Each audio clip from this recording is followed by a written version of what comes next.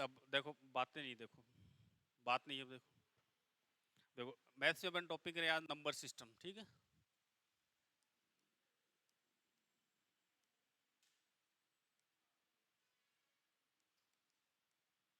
इसको हिंदी में क्या बोलते हैं? संख्या पद्धति।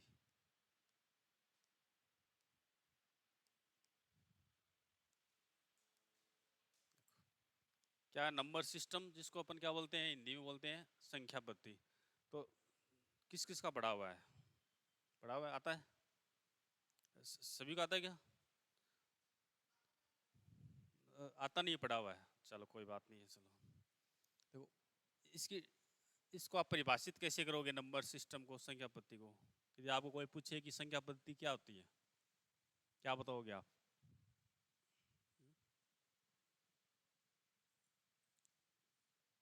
बता पाएगा कोई? संख्या पद्धति किसे कहते हैं? यदि आपको कोई पूछे कि संख्या पद्धति की परिभाषा क्या होती है, क्या बताओगे आप? हुँ? बता पाओगे क्या? पद्धति का मतलब जानते हो क्या होती है? पद्धति किसको बोलते हैं अपन? यदि आप कोई पद्धति नहीं समझ पाता तो आप उसको क्या बताओगे, इसके कौन सा वर्ड यूज करोगे? हुँ? है? सीरीज? सीरीज तो श्रृंखला होती है, वो तो अलग होती है। पद्धति का मतलब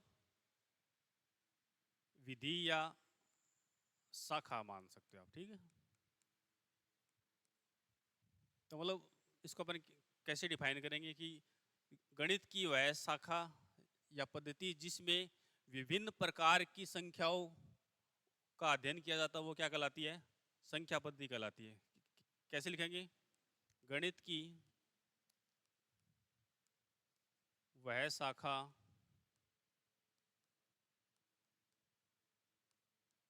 जिसमें विभिन्न प्रकार की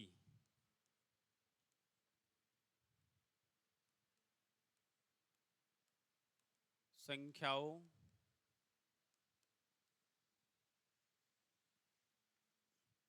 तथा उनकी विशेषताओं का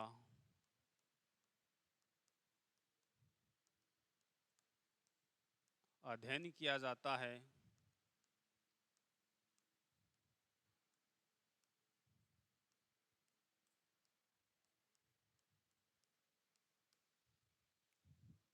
संख्या पद्धति कहलाती है।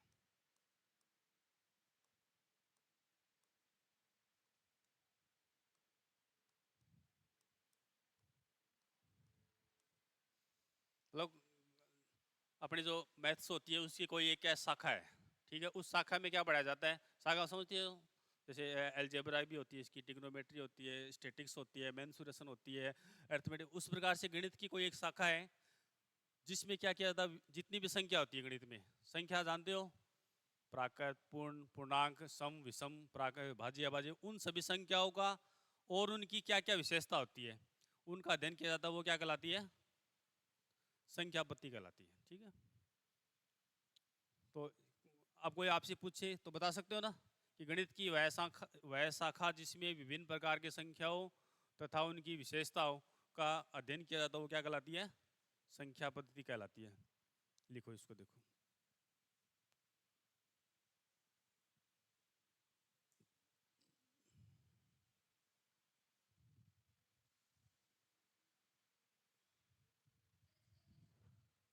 इंग्लिश में मेरे को नहीं आती इतनी इंग्लिश।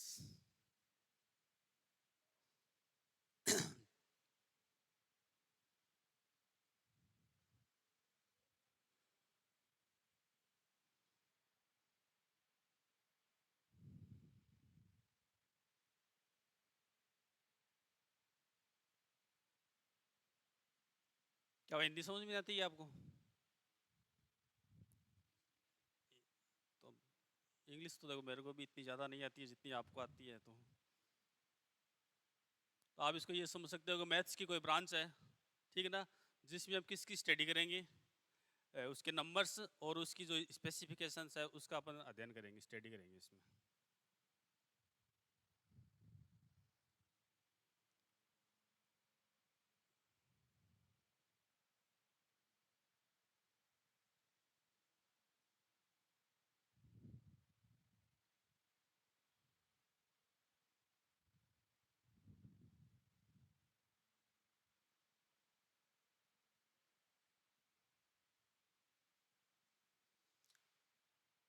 लिख लिया क्या सबने?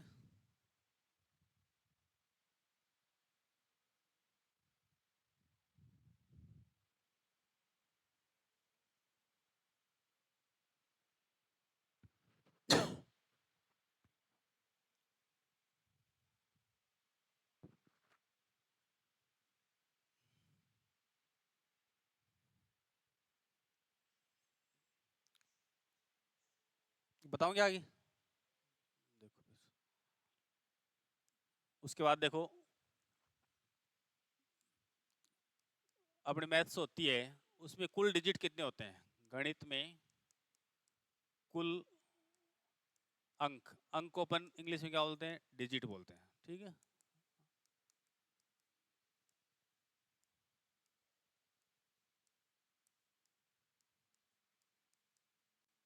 बताओ किसको पता है?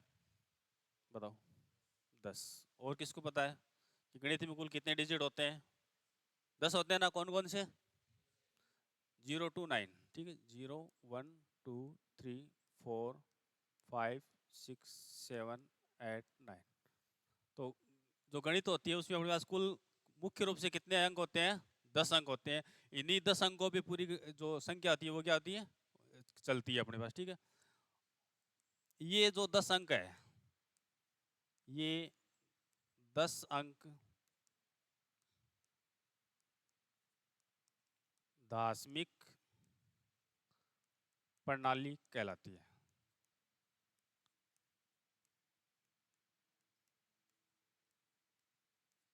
ये जो 10 अंक है ये क्या कहलाते हैं?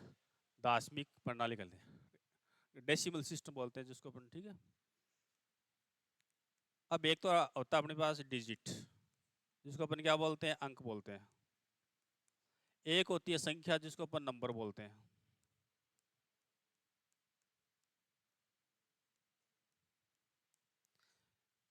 ये जो दो चीज अपने पास, ये किस किस को क्लियर है कि डिजिट क्या होता है, नंबर क्या होता है?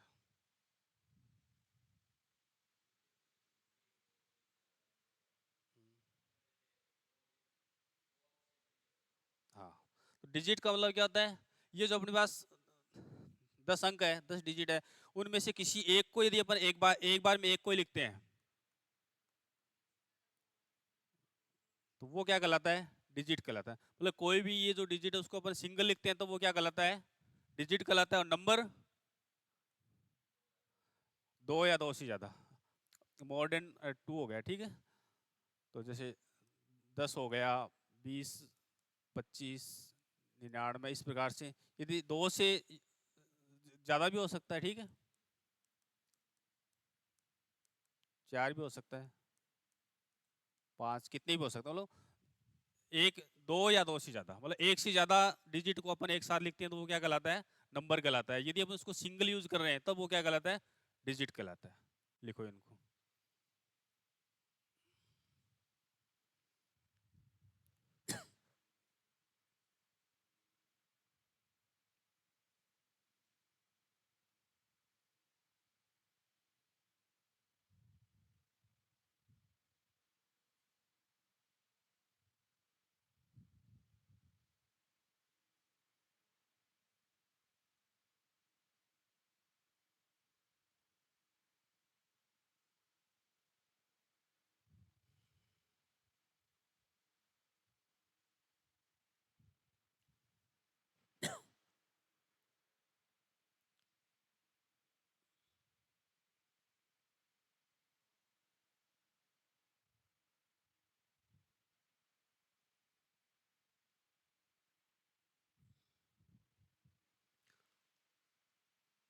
लिख लिया क्या?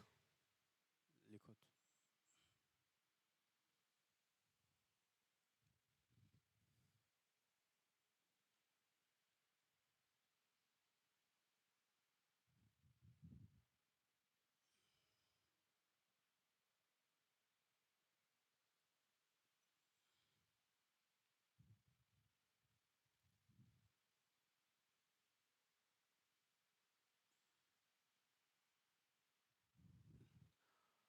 देखो फिर आगे।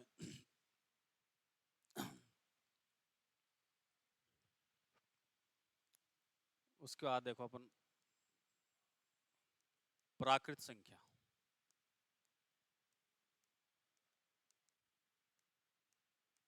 जिसको अपन क्या बोलते हैं, नेचुरल नंबर।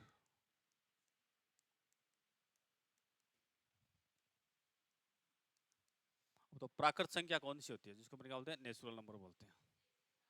मतलब जो संख्या एक से स्टार्ट होकर कहाँ तक चलती है, इन्फिनिटी तक चलती है, अनंत। ठीक है, मतलब जो संख्याएं एक से शुरू होकर अनंत तक चलती है वो क्या कहलाती है, प्राकृत संख्या कहलाती है। तो प्राकृत संख्या की अपन बात करते हैं, देखो सबसे छोटी प्राकृत संख्या, क्वेश्चन ऐसे ही पूछ जाते हैं कि सबसे छोटी प्राकृत संख्या,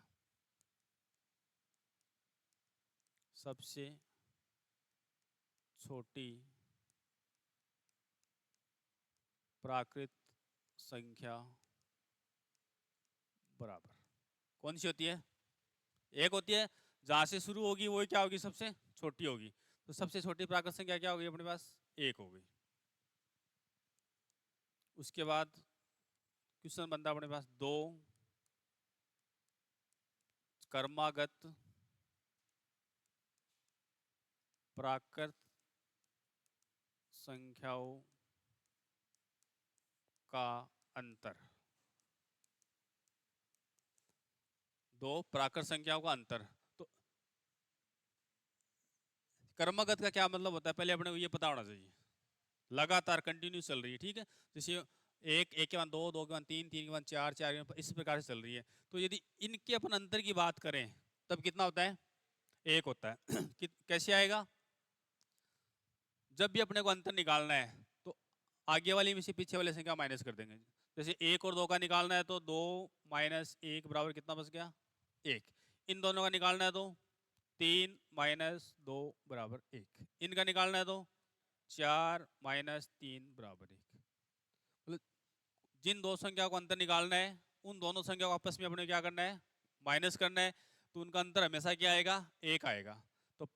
तो जब भी पूछा जाए कि दो कर्मागत प्राकृत संख्या का अंतर क्या होता है, एक होता है। लिखो लिखो इसको, लिख लिख लिया क्या। उसके बाद देखो फिर,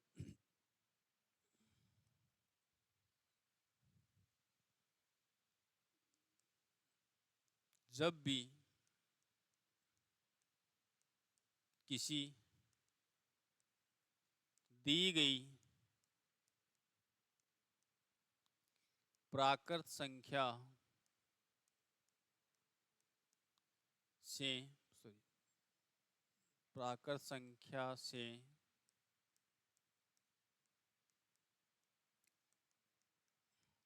आगे वाली प्राकृत संख्या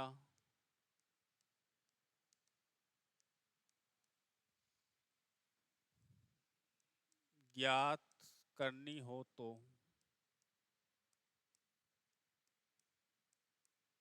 उस संख्या में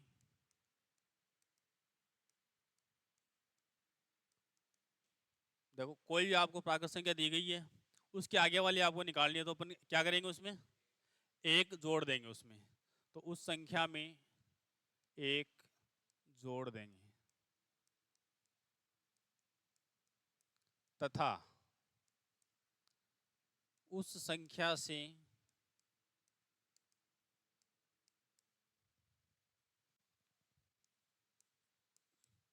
पीछे वाली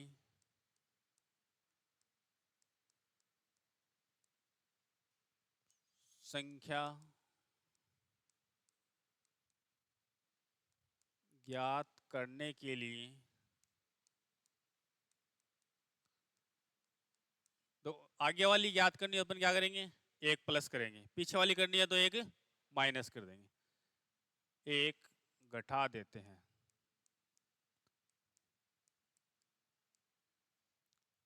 तो एक ही अपन ने क्यों जोड़ा, क्यों घटाया, कि एक को अपन ने क्यों जोड़ा और क्यों घटाया है। दो भी घटा, संख्या तो दो भी होती है, तीन भी होती है, एक को क्यों घटाया है। क्योंकि इनका जो दो कर्मागत प्राकृत संख्या होते हैं उसका अंतर हमेशा क्या होता है, एक होता है। जितने का अंतर है उतना ही अपन क्या करेंगे, प्लस माइनस करेंगे।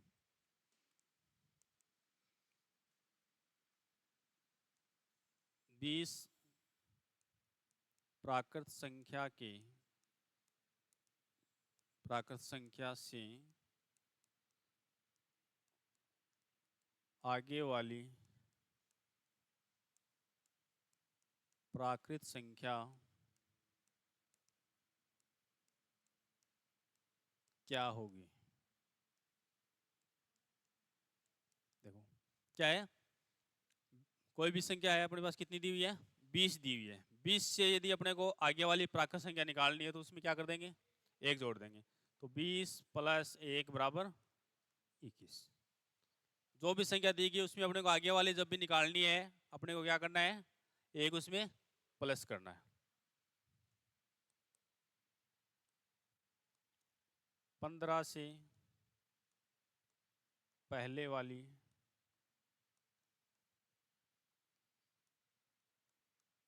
प्राकृत संख्या क्या होगी। अब इसमें यह नहीं दिया ना कि कर्मागत या, लेकिन अपने को क्या समझना है कि जस्ट पहले वाली और जस्ट आगे वाली समझना, ठीक है। तो 15 पीछे वाली पूछा ना, पहले वाली या पीछे वाली एक ही बार है, ठीक है। तो क्या होगी, 15 - 1 = 14। इस प्रकार से अपने करना है। जब भी कोई प्राकृत संख्या दी गई है उसकी आगे वाली निकालनी है तो उसमें एक प्लस करना है, पीछे वाली निकालनी है तो एक माइनस करना है। और एक ही अपन क्यों प्लस माइनस करते हैं, क्योंकि दो कर्मागत प्राकृत संख्याओं के मध्य हमेशा एक का अंतर होता है। लिखो इसको, देखो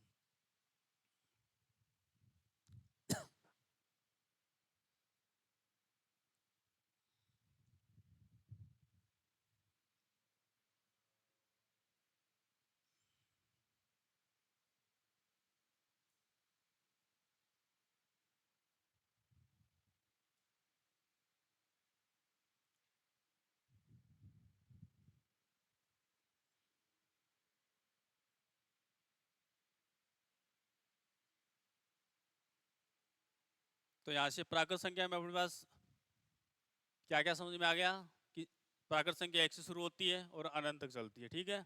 सबसे छोटी प्राकृत संख्या 1 होती है। दो क्रमागत प्राकृत संख्याओं के मध्य हमेशा एक का अंतर होता है। किसी भी प्राकृत संख्या से आगे वाली प्राकृत संख्या ज्ञात करने के लिए उसमें एक जोड़ते हैं, पीछे वाली प्राकृत संख्या ज्ञात करने के लिए उसमें एक घटा देते हैं, ठीक है।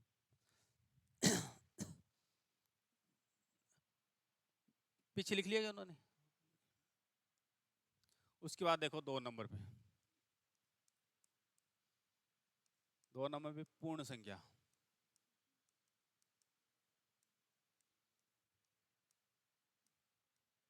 Whole number.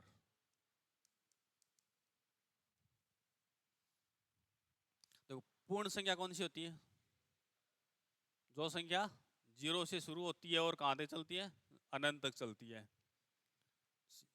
0 1 2 3 4 5 इस प्रकार से ये अनंत तक, इन्फिनिटी तक चलेगी। मतलब ऐसी संख्या है जो 0 से शुरू होकर इन्फिनिटी तक चलती है, वो क्या कहलाती है, पूर्ण संख्या कहलाती है। अब देखो यदि अपन 0 की बात नहीं करें, 0 से बाद वाली संख्या की अपन बात करते हैं, तो ये कैसी संख्या है, देखो देखो ये 0 के बाद वाली जो संख्या है वो कैसी संख्या है, प्राकृत संख्या है। तो अपन इसको ये भी बोल सकते हैं ना कि जब प्राकृत संख्याओं में 0 को शामिल कर दिया जाए तो वो क्या बन जाती है, पूर्ण संख्या बन जाती है। तो अपन क्या लिख सकते हैं, जब प्राकृत संख्याओं में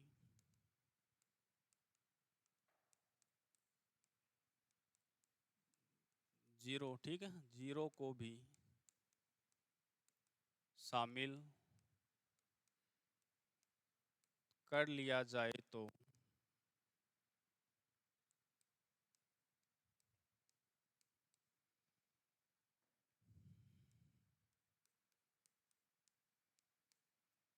वे पूर्ण संख्या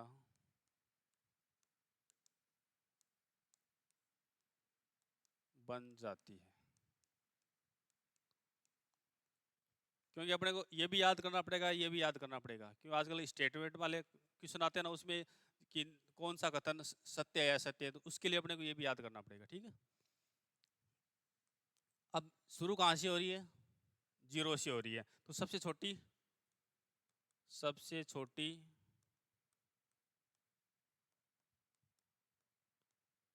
पूर्ण संख्या कौन सी होगी, क्या होगी, जहां से शुरू होता है वही सबसे छोटी होगी। शुरू कहां से हो रहा है, 0 से हो रहा है, तो क्या होगी 0।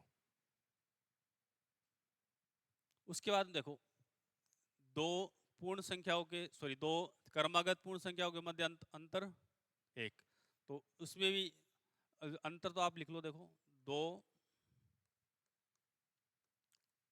क्रमागत पूर्ण संख्याओं के मध्य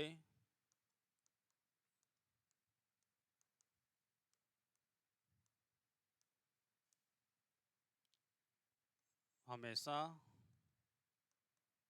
1 का अंतर होता है।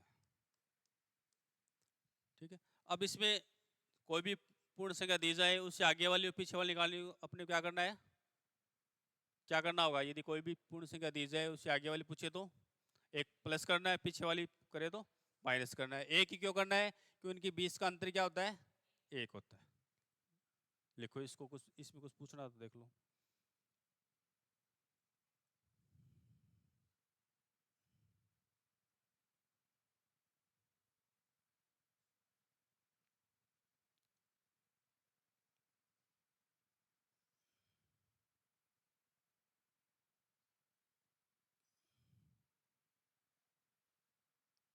तो पूर्ण संख्या कौन सी होगी, जो 0 से शुरू होती है और अनंत तक चलती है।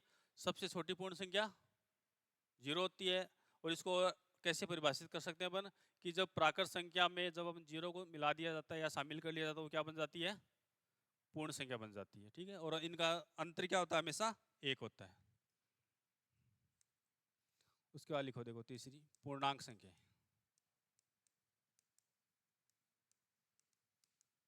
पूर्णांक संख्या, पूर्णांक संख्या कौन सी होती है, किसको पता है क्या किसी को पता, इंटीजर नंबर्स।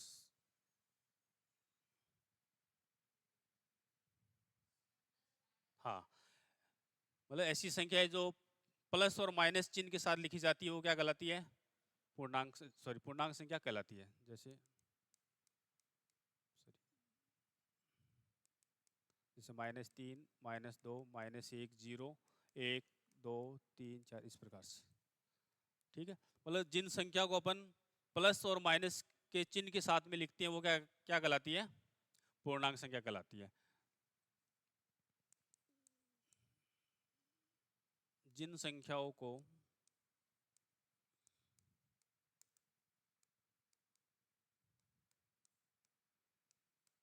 प्लस का मतलब क्या हो गया, धनात्मक, धनात्मक चिन्ह तथा ऋणात्मक चिन्ह के साथ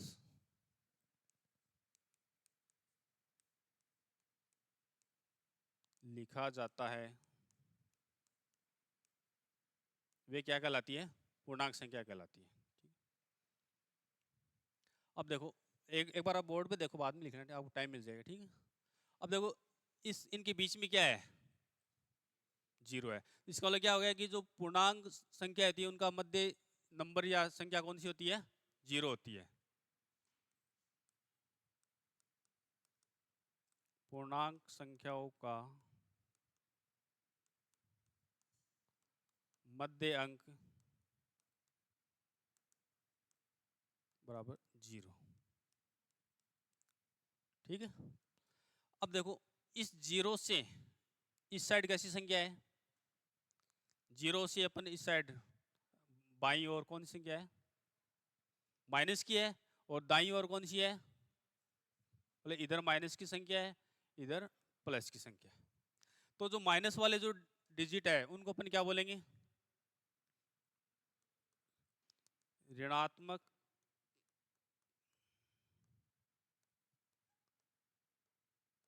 चिन्ह वाले अंकों को ऋण पूर्णांक क्या बोलेंगे, ऋण पूर्णांक तथा धनात्मक चिन्ह वाले अंकों को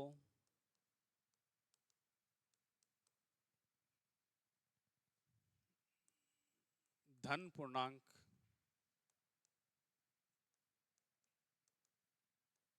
कहते हैं।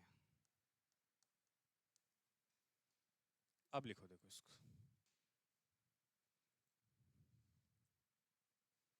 कि जिन अंकों के पहले माइनस लगा हुआ है वो क्या कहलाएंगे, ऋण पूर्णांक, जिसको नेगेटिव इंटीजर बोलेंगे, ठीक है। और जिनके आगे, जिनके पहले प्लस का लगा हुआ है उसको पॉजिटिव इंटीजर बोलेंगे, ठीक है। और जीरो क्या होगा, जीरो प्लस का होगा माइनस का होगा, जीरो प्लस माइनस किसी का नहीं होगा, ठीक है। प्लस का हो तो भी कोई फर्क नहीं पड़ता है, माइनस का तो भी कोई फर्क नहीं पड़ता है। और जिसपे प्लस माइनस कुछ नहीं होता वो क्या होता है, जिसपे पॉजिटिव भी नहीं होता है नेगेटिव भी नहीं, वो क्या होता है, न्यूट्रल, उदासीन। हाँ, तो जीरो क्या था, उदासीन होता है, न्यूट्रल। लिखो इतना, देखो